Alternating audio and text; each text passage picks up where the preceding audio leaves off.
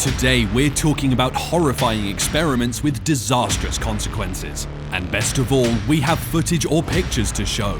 Like this situation that happened during the hepatitis outbreak, or this study of this guy which ultimately wrecked his life. But before that, let's start a little light, compared to everything else you'll hear on this video anyway. Number 10. The Milgram Experiment. Dr. Stanley Milgram, a psychologist from Yale University, wanted to find the answer to just one question. Could obedience lead people to do insane things? Let me backtrack a bit for you. Adolf Eichmann was a Nazi leader indicted in the Nuremberg war criminal trials for acts of genocide who pleaded that he and his men only followed orders. So, the study. Dr. Milgram advertised a call for participants in a newspaper. These participants would then draw straws with one of Milgram's associates, which they were unaware of, to determine who gets the teacher and learner role. Always, the learner would be the associate. Then, both parties would be taken to different rooms. The teacher had to read aloud a set of words and later test the learner by asking him to name a word. Should the learner get it wrong, he would be electrocuted. It's absolutely essential that you continue. Continue, please. Go on. It sounds daunting, and it is. In reality, while the learner wasn't hurt, the teacher heard screams of pain. For all intents and purposes, they thought they were making human barbecue. From this information, you'd think the teachers would back off when fatal shocks were administered, but you're mistaken. 65% of participants went on to deliver the highest level shock. Scary to know what we may do under pressure, huh? Number 9. Demikov Experiments. Warning, there will be talk of severed dog heads. For those with weak stomachs, I'd advise you move on to the next experiment on this list. Vladimir Petrovich Demikov was a Soviet scientist and organ transplant pioneer. Some of his feats include successfully transplanting hearts and lungs into animals. Because of his skills, one dog lived on for another 7 years after its operation. Sounds great, right? Sadly, those weren't the only things he did. Dr. Demikov would transplant one dog's head onto another. Yikes. You guys thought Cerberus merely existed in mythology? Nope. He didn't do it just once either. Despite the condemnation he received from critics, Demikov did it repeatedly, becoming more successful the more he performed the surgeries. By the time news of his doings reached the globe, he had tortured dogs for 5 years. Imagine how many had to suffer through health problems and inevitably die to pave the way for modern science and medicine. His goal, after all, was to learn how to perform human heart and lung transplants. Yeesh, as much as doctors help us, I hope nobody does this to poor unsuspecting animals again. Number 8. Willowbrook Experiment.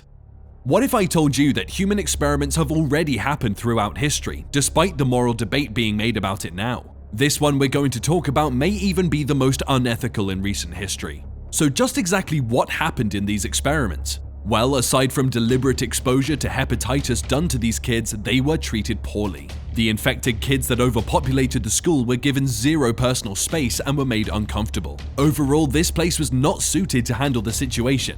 I mean, you folks can see some of them aren't even wearing clothes, right? Don't even get me started on the side effects these kids had to go through. Yes, they did have good intentions at heart. Creating vaccines would help the vast majority of the population during the outbreak. But what about those who had to suffer through it though? In this case, what about the children who'd been exposed to and contracted hepatitis? This whole mess lasted 14 years of their life. As if that wasn't enough, these children were mentally disabled, the sector that needed protection the most. Number 7. The Tuskegee Syphilis Experiment. Conducted from 1932 to 1937 by the US Public Health Service, the research was to see whether syphilis caused cardiovascular damage more often than neurological damage and whether the disease played out the same way between Caucasian and African American men. You know where this is going. The 600 participants in the study were African American sharecroppers, many of whom had never visited a doctor before. Instead of being upfront about their condition, doctors told them they were being treated for bad blood, a catch-all phrase for any ailment back in the day. Instead of being given penicillin, the recommended treatment for syphilis, the men were given aspirin and mineral supplements. Yeah, they didn't give any effective care at all. They were there to track the disease progression despite the men dying. The worst part? Despite someone having raised alarms about how unethical this experiment was, the PHS committee opted to continue it until everyone infected died. The only reason it stopped where it did in 1972 was that Buxton, the one who expressed concern, leaked the information to a reporter friend. By this action, the experiment was shut down due to public outrage. Number 6. Edgewood Arsenal experiments. For 20 years, starting in 1955, the US Army Chemical Corps conducted classified medical studies at Edgewood Arsenal, Maryland. This study aimed to evaluate the impact of low-dose chemical warfare agents on military personnel and test protective clothing, medication, and vaccines. Part of this study also focused on psychochemical warfare. Dubbed the Medical Research Volunteer Program, the purpose was to find new and more effective interrogation techniques. According to the Department of Defense, about 7,000 soldiers and 1,000 civilians were included in the experiments. They were exposed to more than 250 chemicals, some of which being LSD, benzos, and BZ. Of these, BZ was later weaponized, though reportedly never deployed. As a quick explanation of what it can do, it can make the target go into a state of delirium, making them unable to perform even basic tasks. Sometimes they also suffer symptoms such as temporary blindness and hypothermia.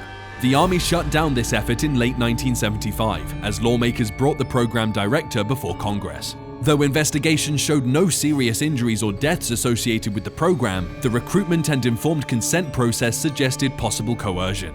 Number 5. Vanderbilt University vitamin drinks. You would think pregnant women would be free from experiments, but no. Brutal world we live in, huh? From 1945 to 1947, researchers at Vanderbilt University exposed about 820 pregnant women to radioactive iron through vitamin drinks. They disguised the whole thing as a nutrition study and told the ladies the drinks would improve the health of their unborn babies. Oh, and you wouldn't have guessed it, this was funded by the US Public Health Service. The study was done because medical researchers were preoccupied with radioactivity and chemical warfare, such as the potential effects of nuclear radiation following an atomic attack. Somehow what happened at Hiroshima and Nagasaki became more chilling. This whole experiment was unethical. After giving the drinks, experts tracked the movements of the isotopes until they entered the placenta. Years later, in 1963 and 1964, they re-examined the cases and claimed the experiment did not increase cancer risks. However, numbers show that that may not be the case. About 7 children connected to the investigation died from cancer, while many of the mothers suffered tooth and hair loss, rashes, and cancer. Number 4. David Reimer. At 8 months old, David's penis was burnt off in a botched circumcision. Concerned for their son's future, the parents brought him to John Money, a pioneer in sexual development and gender identity studies. Money believed that gender results from social learning from early childhood and could be changed with behavioral interventions. Seeing the situation, Money figured it would be the best time to test his theory. Since David had a twin brother, he persuaded the parents that raising David to be a girl would be the best option. He even convinced them to have his testes removed and had a rudimentary vulva implanted. David was then renamed Brenda. What came after, however, was horrifying. I won't get into too many details about the behavior interventions Money did, but some treatments forced the twins to rehearse sexual acts since they were 6. Depraved. From all the years of being around Money, Brenda started suffering suicidal depression. She told her parents that she would take her life if she had to see Money again. This prompted the parents to reveal the truth to him. After being informed of his past, Brenda resumed life as David. But despite how much he tried to reclaim his identity, including undergoing several procedures, David took his own life at 38.